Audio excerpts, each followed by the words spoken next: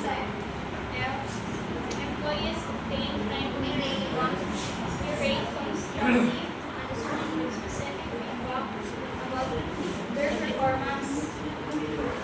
The examples sa F, kung ang manager ay nagbibigay ng regular feedback sa sales team tungkol sa kanilang performance area for improvement, mas maaaring effective sila sa kanilang trabaho.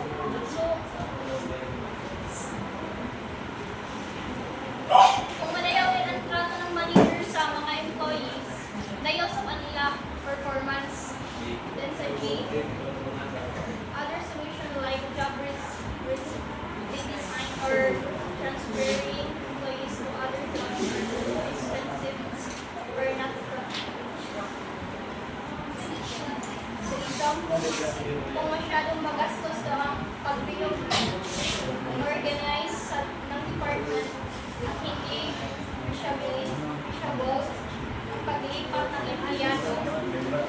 So, sa ibang position training para sa kanilang current role, dapat sa alakay.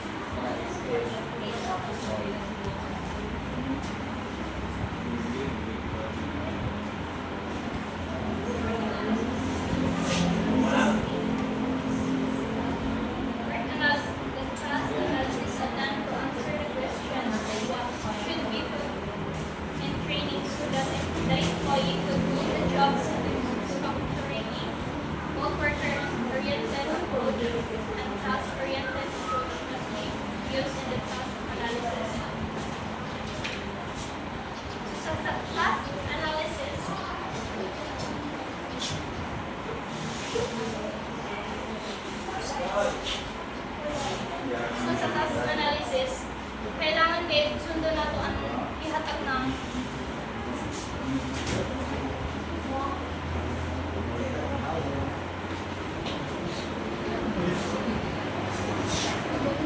task analysis identify the conditions in which tasks are performed. These conditions consist of knowing the equipment and the environment where the employees work in, deadline, safety considerations, or performance standards.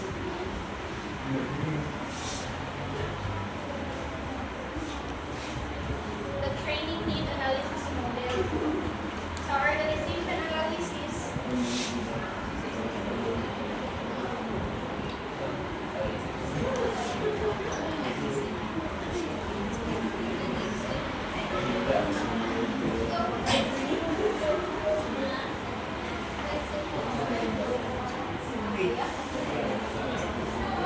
so strategic direction,